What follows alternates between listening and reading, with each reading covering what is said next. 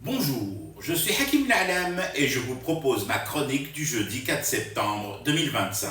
Elle s'intitule Quand Pegasus, Momo s'étouffe. Le Maroc vient de prendre de grandes décisions contre les cyberattaques dont il se dit victime. Zut! En lisant cette information, réaction en chaîne. J'ai renversé mon thé sur le clavier de mon micro et je cherche des bouts de ficelle pour rattacher mes zygomatiques décrochés de ma mâchoire sous l'effet violent d'un fou rire irrépressible. Pegasus Land qui veut lutter contre la cybercriminalité. Je ne te félicite pas, Momo 6, pour ce temps fou que tu m'obliges à passer en épongeage et en nettoyage de mon clavier. Voilà un royaume qui paie cher, très cher, à un logiciel israélien de traquage, d'espionnage, et qui veut lutter contre les hackers qui l'attaquent. Le Marzen va jusqu'à évoquer des actes malveillants à l'encontre du Maroc. Dites-moi, Bark, un pays qui espionne et siphonne des données de téléphone appartenant à des chefs d'État étrangers, à des ministres, à de hauts responsables et à des personnalités ayant balcon sur le monde.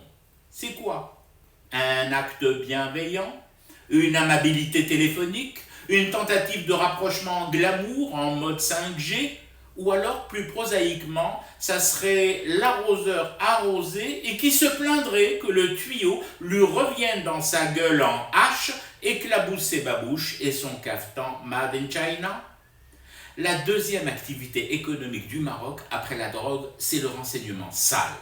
La cyberattaque érigée en administration et mode de gouvernance. En plus, bien sûr, de l'élevage intensif dans des fermes cybernétiques schlinguant la chure de troupeaux géants de mouches qui puent. Une activité qui a pris depuis quelques mois une tournure des plus stupéfiantes, si j'ose dire.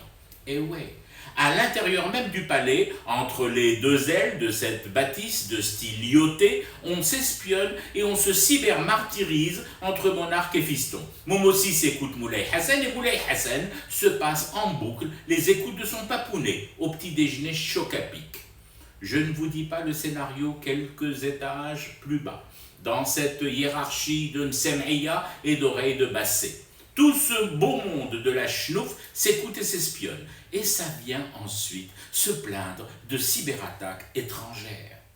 Et qui est content aux anges face à cet amas de micros, d'enregistreurs et de fils qui courent partout, du toit du palais au douve jusqu'aux toilettes royales? Israël, bien sûr, ce royaume mère de la délinquance électronique, de l'espionnage et du commerce cachère du renseignement. Les startups de l'entité sioniste tiennent là et de loin leurs meilleurs clients. Il se dit d'ailleurs qu'au siège de Pegasus à Tel Aviv, t'as l'impression de te balader à Marrakech, place Jumal Fna, un jour de marché, tant bruissent sur les écrans et enceintes les conversations privées de la famille royale marocaine.